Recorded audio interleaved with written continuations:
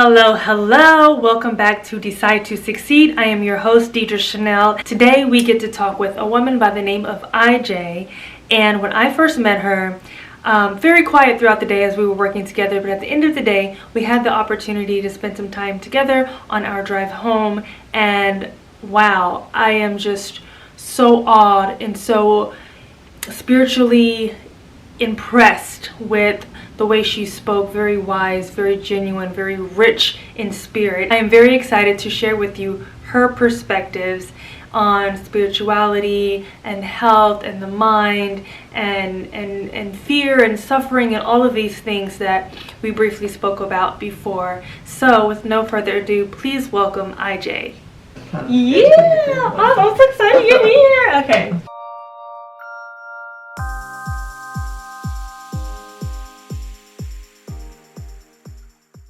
So hello, I am here with IJ, beautiful as you can see, actor, mother, grandmother. I'm so excited. When I first met you, we worked together. Yes. We didn't really talk throughout the whole day, but at the end of the day, we had the opportunity to ride and talk. And I was just in awe, and I'm excited to learn more about you and your story and your perspective. So welcome, IJ. Oh, thank you so much. Thank you for having me. It's a blessing. Yeah.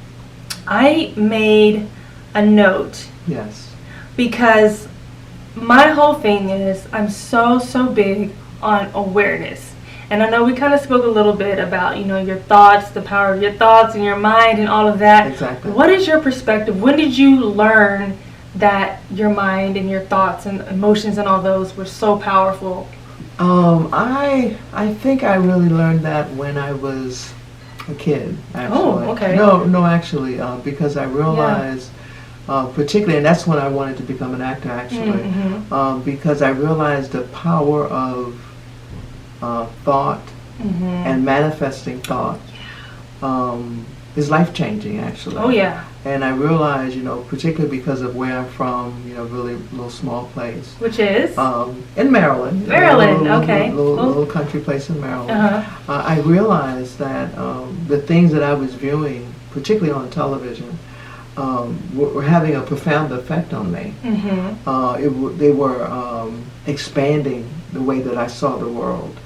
And I said, I want to do that, I want to be a part of being able to, because I realized the mind affects behavior. Oh, yes. Okay. Oh, so if you fill your mind with certain things, you manifest. Your behavior reflects that. It reflects that. It's a manifestation of that. Absolutely. So that's when I realized, I said, wow, the media, television, films, they're just so powerful and they have a great influence on humanity, And of course, over time it's really expanded with all these other services and stuff like that. Exactly. So, Yeah, awesome.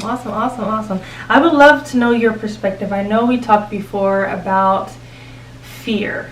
And I don't want to jump too soon, but I know that as actors, as women, and just being human in general, like we have so many things that we're not necessarily aware that we're in fear of, and that holds us back in life.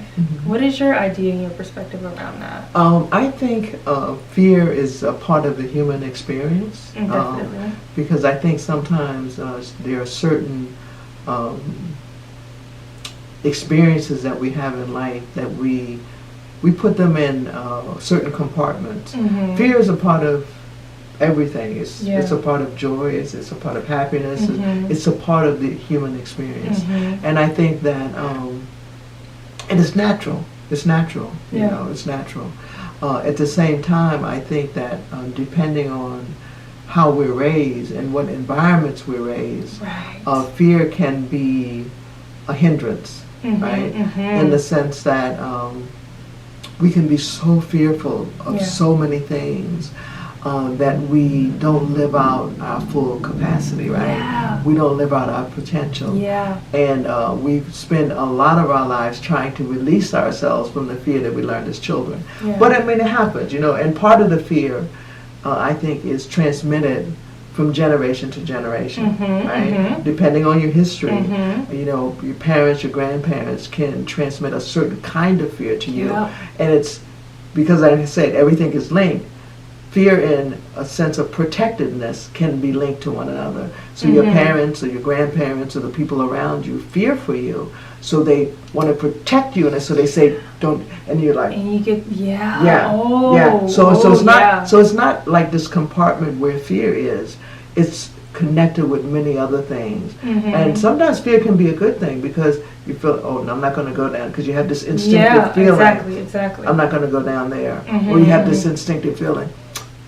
I have feel a little, but I'm going to still try it. So it depends on what you feel about that. Because every experience. I think that's a huge thing, because I always touch on this too, because I know that from my studies we're born with 3 innate fears, and I believe it's fear of sudden noise, loud noise, and falling. Every other fear that you have is a learned fear. So like you said, it's taught generation to generation from my parents, from wherever, TV, whatever it is. And it's learned. So I think a big part of, like you said, trying to live out that full potential is learning those fears. And then being able to erase them or reprogram your mind to say, this is not something that I... Well, part of it for me is realizing what kind of fear is warranted and which kind of fear is not warranted, right? We have an obvious, because there are certain signs in the world that manifest to us, like fire. In some cultures, particularly, they didn't do anything with children and fire, because when the child got close, they realized, wow. But there are other fears that are not visible, right? So the parents are the ones who start to instill in you. So as you mature psychologically, emotionally, and spiritually, you need to start to decipher what fears are valid and what fears are just something that you have to slough away because they no longer apply, because we change as we mature and everything too. Definitely awesome. I love that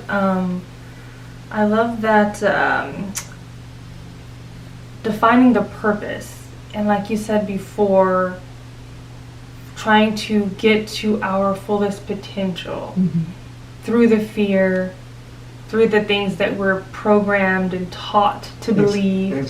Because what we believe is what we receive. That's something that I always say to myself. If you believe it, then you receive it, because your beliefs become your reality.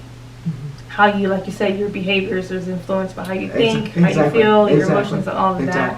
So what is your take on, say for instance, I want to, take on this huge thing in life, or try this and try that. However, I'm where I am mentally is not aligned with that.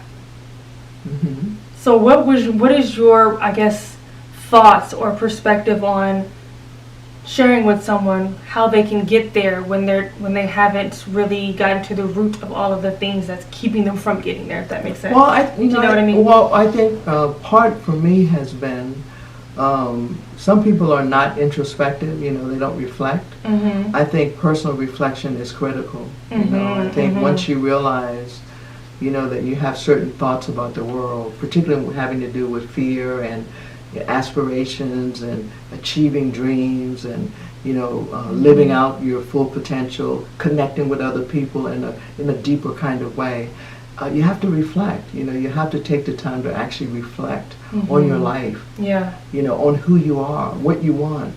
And when you start to reflect, sometimes the memories of the past come up. Sometimes the way you were educated comes up. Sometimes how you were parented comes up. And you have to examine them in the light of who you are right now and what you actually believe. And in doing that, I think sometimes you come to an understanding about what you need to do to make that next triumph, right? But you have to reflect. Sometimes doing is a good thing, because some people, they think a lot but they don't do, right? But I think sometimes to take the moment or take the time to reflect on one's life, reflect on one's experiences, then you can get to the core of, okay, this is why I'm feeling this way. This is why I'm having, or this is why I feel so excited about this or so connected to that. And then you can kind of move forward. But I think reflection is, it's a really important thing. Would you recommend any tools on how to reflect? Mine would be of obviously journaling, because I feel like when you journal, you can really connect with your inner self and your thoughts and realize, like you said, what makes me excited, why is this making me sad, and really reflect on reflect on within. Do you have any other additional tools or things that you? Well, it's funny. I think that formalized reflection has become, particularly since the 60s and all that, chanting and whatnot and so forth has become, the thing. At the same time, life is a reflective, in the sense that when you're cooking, like I know I like to, make bread and stuff. And when I'm doing that, it's not the same as sculpting anything. It's very different. Right. But I'm thinking, thinking about various things. I'm thinking about, myself, my life, what my, future's going to be, what my past has been. So I don't think it has to be a kind of thing, but it has to be an allotted conscious time. It has to be conscious time. I think that's the key, conscious time. Conscious time, where you're saying, I'm really going to go over that, and I'm going to go over in my mind, like, why I'm feeling this way, or why I was successful at this given thing, or why, I'm doing the same thing over and over, and I'm not, either I'm achieving the result or not achieving it, but it takes reflection, not just doing, because some people do, which is great, but you have to have a balance, I think, between those two things, and it makes your life sometimes more efficient, certain things that you do more efficient, and you can feel in kind of in more harmony with certain things in your life, once you reflected on them. Yeah, right? For me, I think, just to add on to that, I think it's when you are connected with your intention and you're knowing your why, like why you want to do something, why you're here on this earth, connecting with that and having that pure intention on why you're doing something, and then that way you become aligned with that, so that you're able to set a goal and actually accomplish that goal, because now you're aligned with the intention, your emotions, your thoughts, the reason why you're doing it, and so forth. Exactly. That's powerful. Because I think that there's an energy in all that is, right? All that is.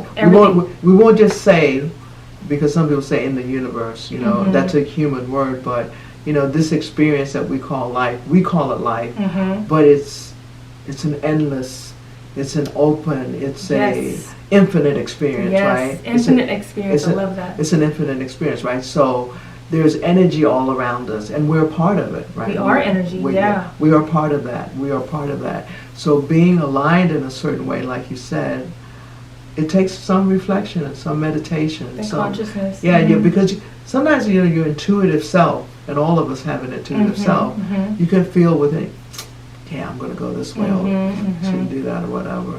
But sometimes we don't follow it, right?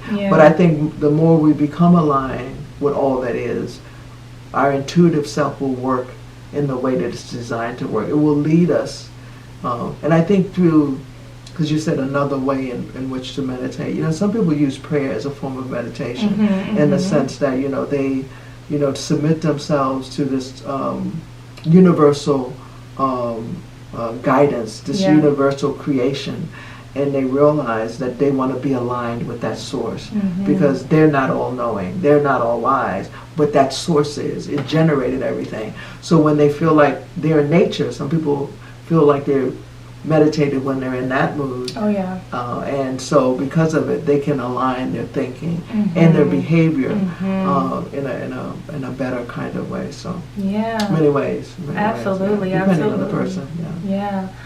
Before when we spoke, you used the term divine a lot, and I was just in awe about how you were speaking about like divine unity or divine this or divine that. I just want you to speak a little bit on what that means to you, and like your divine purpose, and what that entails from your... Well, I think I was really reflecting on this yesterday, is the fact that, all of us are here with a purpose, right? And it's not a purpose. I think that because human beings are so very complex, that we have many things that we can offer while we're here. I was just talking to someone about this. Many things. I think what has happened is through our training, we have been taught to say, I want to be this, but we can be many things. We may not be able to manifest all those things at once.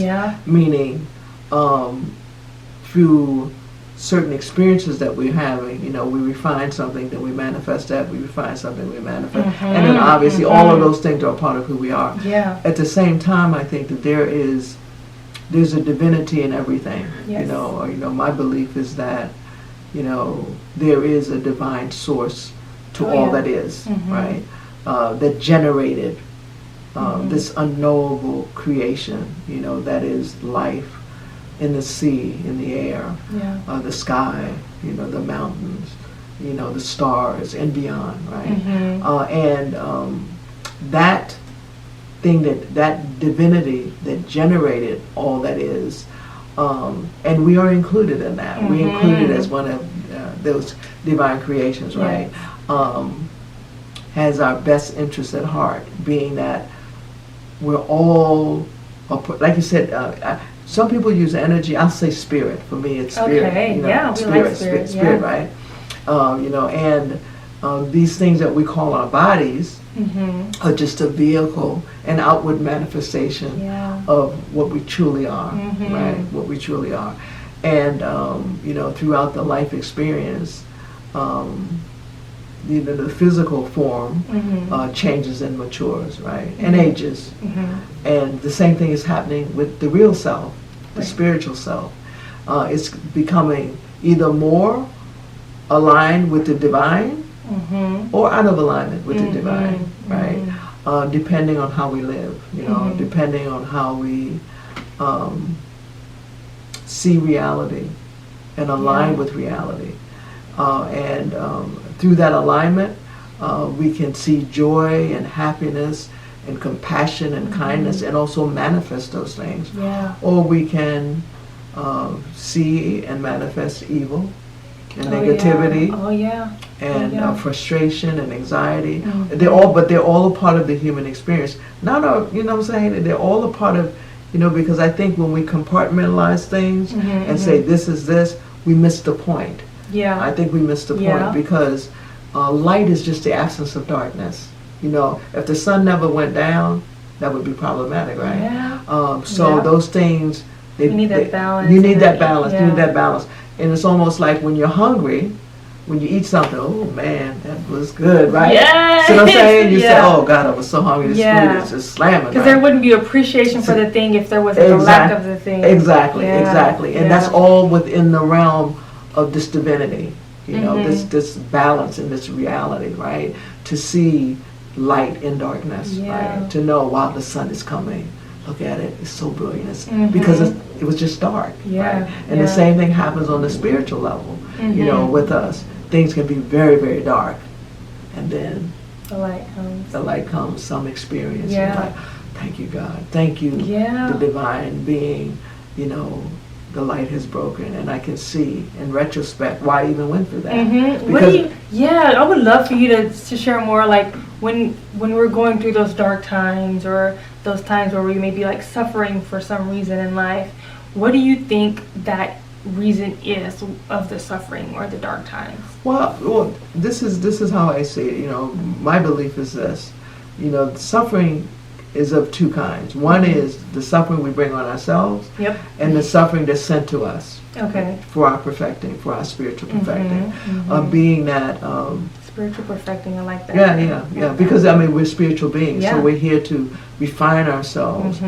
These beautiful qualities that we have of love and kindness and goodness and generosity. We're here for that, right? Absolutely. So that those things that happen in life that we bring on ourselves, like my faith says, if you eat too much, you can get a stomach ache. That's something you bring on yourself. Right. At the same time, there are things that happen in life. You're like, why did this happen? Because everything is aligned to make you grow in this new way, right? This way that you never would have grown. And sometimes fear enters and I don't want to do this. But you're pushed in that direction because of all the circumstances that are happening around you, and you're in that situation. And when you look back in retrospect, you said, I made it, oh my God. And you're different. Yes. Spiritually, you've evolved. You've evolved. Yes. And you wouldn't have, had you not. Had it been left to you, because of the fear or anxiety or, just the unknown part about it, but because you were put in that circumstance, all those things aligned. Yep. You went through it, yeah. and you say, wow, I don't believe I did it, yeah. but you actually did. And there's always a purpose as to why, because I feel like when you're going through something, kind of like what you were saying earlier, like you're going through this for a reason, that reason is taking you a step closer to your purpose as to why you're here on this earth. Exactly. I feel like, and I've mentioned before, that we all have a service to the people of this world, in this world. And I feel like that is taking you to your service. And I feel like you said before, when you're going through that and you're just like, oh, I made it through the other side, you've evolved, you're a new person now. So now your perspective of life has changed. Exactly. It's evolved, and now something else is going to come up. Exactly. It's like it's going to be constant. So exactly. it's like it's never just, it's always this. Exactly. And to me, I mean, the whole idea of and I think maybe in bygone times we had this like hierarchy. It's like you're getting like this. It's not. I think it's like this. Expansion.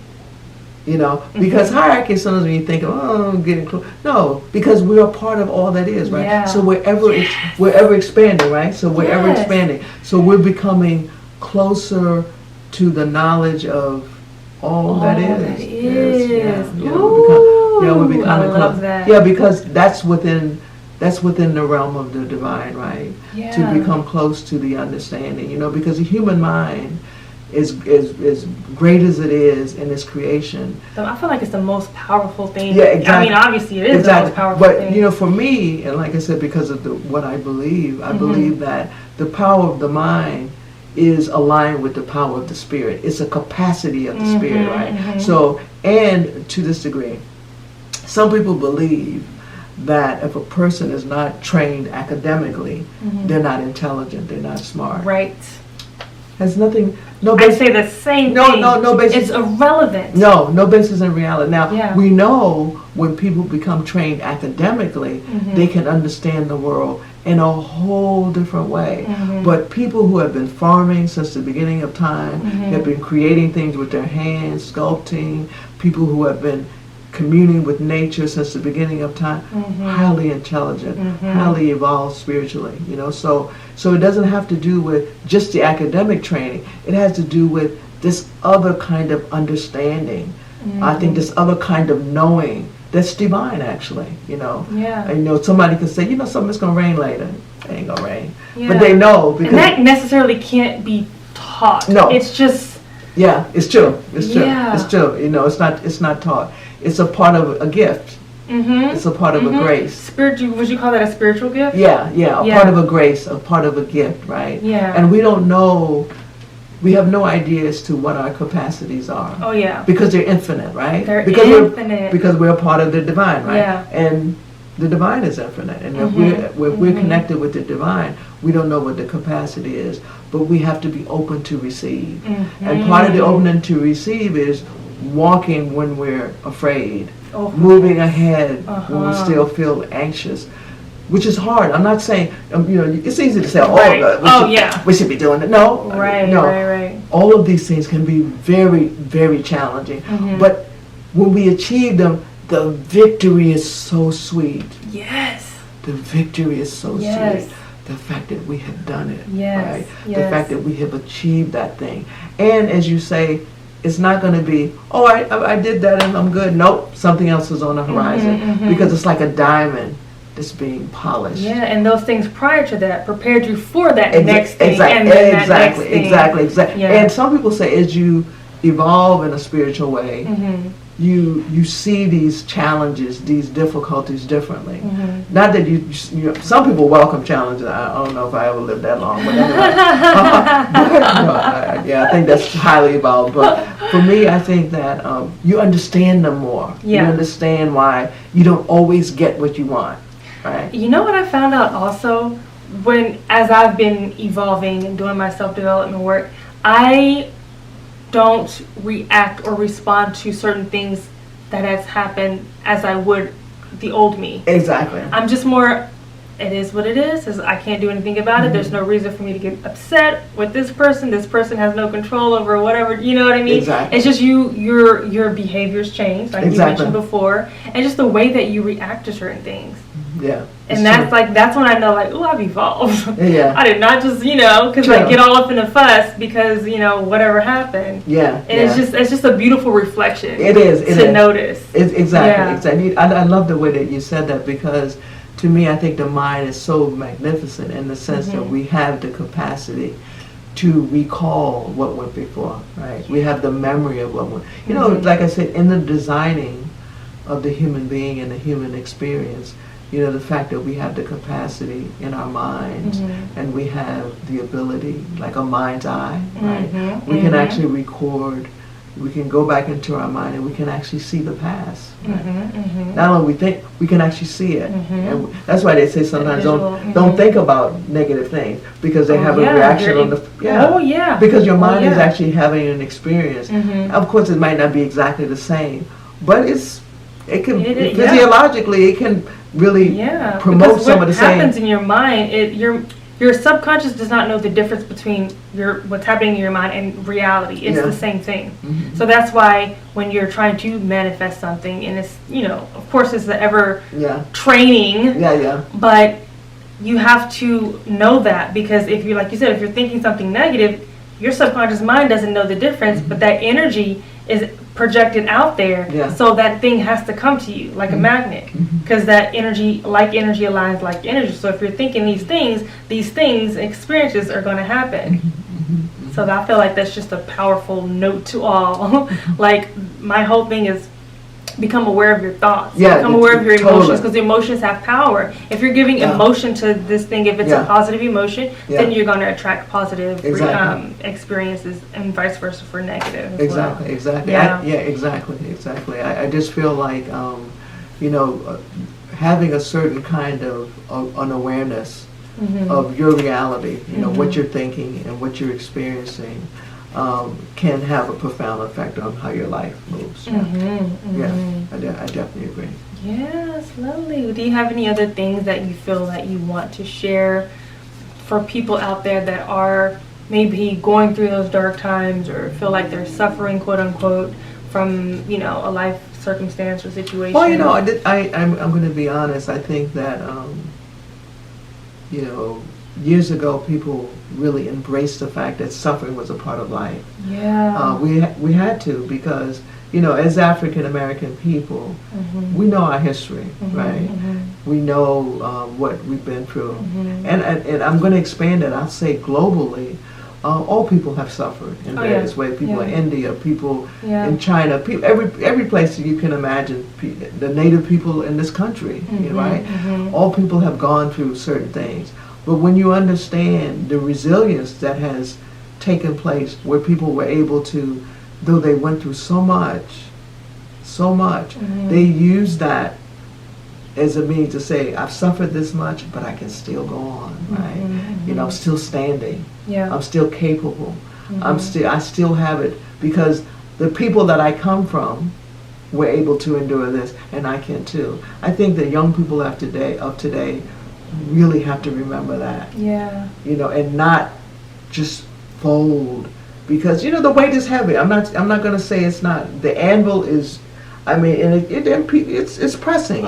From every side.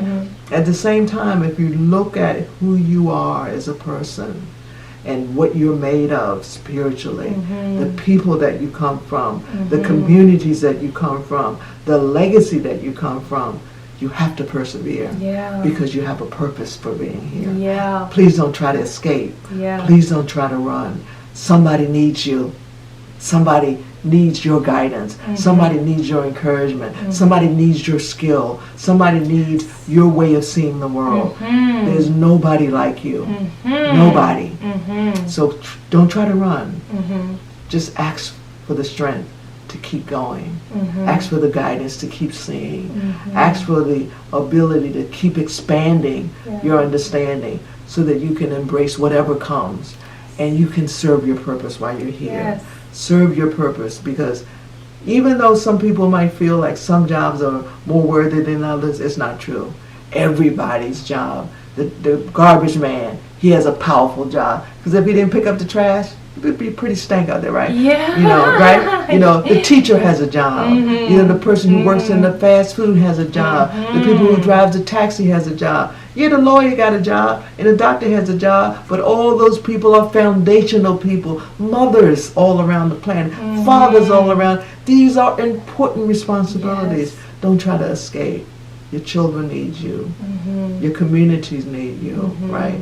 Ask for the strength to keep going, to keep expanding. Yes. You know, to be at one and to be at peace. That's something that I pray for all of us. Speaking of like legacy and where we come from, you mentioned to me before how you had a family meeting where you guys talk about and like create like a family tree or a legacy or. Yeah. Can you talk to me a little bit about that? What it is, this it happened during COVID. We decided, you know, because we couldn't get together, you know, in person, and some people are on the East Coast, some people are here on the West Coast, that we would gather online on Zoom, and we came together and we would talk about the family, you know, our family, and share, you know, the people who were the elders, you know, would share with the younger people who we actually are as a family, you know, because, you know, for me, the family is a foundation of human society. Yeah. And some people think that the family is man-made. It's actually divinely made. This unit is divinely made. It's the very foundation of every society on earth is composed foundationally of families. And so we would come together, we would share remembrances. Sometimes we'd highlight one person. Sometimes, like my mother, we would highlight my mother. Sometimes we would highlight people from my mother's generation. We would highlight, because not only do we want to share the significance of an individual person, but also to remind people that we're a part of a powerful legacy. Right? And what people have contributed to that legacy. And I think that a lot of times people think that if you're not coming from a famous family, that no, most families are not famous, sweetie. Most families are regular people, hardworking people who survive sometimes amazing things. Amazing things, right? So in thinking about that, we shared, you know, various things with the family, what we've survived, what we've been through as a family, what kind of qualities different people had, and what they contributed, and out of that, we a study booklet has come into being, being that the first portion of that study booklet is to highlight somebody in the family, and the name of it is Living in the Spirit. Living in the Spirit. Living in the Spirit. Living in the Spirit. You know, living in the Spirit, and thinking about the fact that every act that we take is a part of that legacy. Every act. Like you're creating the legacy as you're living and then carrying it forward. Exactly. Okay. Because if you think about it, the people who went before us created this moment for us. Right. Exactly. And of course, in African society, that's been honored since the beginning. It has no beginning. That the ancestors, you know, people, no, they are ancestors of every society. And some Native people, they honor the ancestors because they are part of the now. And some people believe they continue to be a part of the now. Something to Do you believe that? Oh, definitely. Yeah. Yeah. Oh, definitely. Most definitely. And you can take that in whatever way you want, but you know, there is some interaction spiritually between those who have gone to the next reality and people who are still here, most definitely. Because so many societies have said it, you know, and I believe it. I believe it very strongly. At the same time, you know, going back to the class and the study, we began by highlighting somebody or a group of people, talking about them, what they contributed to the family, and then we go and we study some spiritual writings having to do with the family, right? About what the family is as a unit, what the responsibilities of mothers are, what the responsibilities of fathers are, what are children, what are their responsibilities within families. Then we went into virtues and vices, you know, certain virtues that the family should have and be incorporating into family life, so that the family can be successful. Yeah. In some families, people don't practice honesty. Right. Oh, yeah. They don't practice truthfulness. Yeah. They don't practice kindness.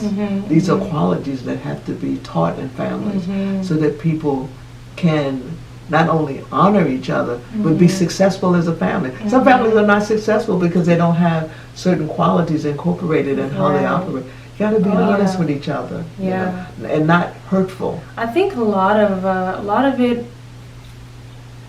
like for me, I'm from the South, and I feel like communication within the family is semi-non-existent. So I feel like first becoming aware that, hey, we don't really communicate, you know, and then beginning that communication, like you said, gathering together, having a meeting and doing these things together, and really talking and expressing and talking about, you know, what you contributing as a mother, as a father, as a child. Yeah, well, part of the thing too is, I think based on so many elements, we have been taught to be dishonest and to not be vulnerable. Yes. Yeah, and not and not to be forgiving either. We can't. We can never. We can try to forget.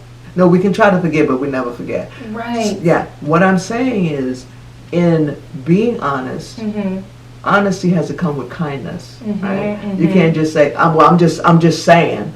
Or you can say, you know something. I'm trying to find a kind way to say this. When certain things happen, it was offensive to me. It was painful for me. Yeah. Right? Then to say, well, you know, you did this and you did that. We do that. At the same time, as we grow spiritually, hopefully we can talk to each other in a way that's kind. And then people will actually hear each other. Sometimes people don't want to communicate if they can't hear each other. Because if you're both yelling, who's listening? Exactly. What do you think that derives from? Well, you know, this is the non-vulnerability. Well, this is a thing that I've realized. Going back to the history. Yes. Not only the history of individual families, but our collective history. Yes. And some African Americans have been through a lot. And if you know and you recall, the system of subjugation and enslavement in the Americas was brutal, especially on the family. Right. People could be taken. People could be whipped. People could be treated in just despicable ways. So within the family, in order to protect one another, people develop a certain way of being that now seems harsh. And in some ways it's harsh because we're not under the same system anymore. Right. But back then it was... But we've carried over that behavior. Exactly. Being that, for instance, if you had a child in that system and that child was being normal and being playful and all that, just stop that. You better sit down, because if somebody else sees you and you behave that way, they're going to do something very, see what I'm saying? So you got to be really, hey, stop, sit down. You can't do that. Out of protection. See what I'm saying? But now in 2022, come on now, calm down. Yeah. You're going too far. But back then, this was totally necessary. Right. Because if people didn't behave a certain way, they could be punished. Even children. Children were not exempt from punishment, right? And in other societies, certain things happen where people felt like they had to take on a certain role, which was, you know, in today's terms, inappropriate. Let's use the word inappropriate. But back then, it was a survival technique, right? People had to survive that situation, so they developed a certain way of being to say, when I look at you this way, like, you know you better sit down, right? Now you don't really have to do that now, but back then, you give the child the eye because so-and-so's coming, you might get hurt. And so what I'm saying is there's certain behaviors, and this is in every culture, not just in African American culture, but in every culture, people have developed certain behaviors for survival. And now in 2022, we need to reevaluate those behaviors and shave off some of the rough edges so that it's smooth. But we have to become conscious of it. We have to become aware, become conscious that, come on.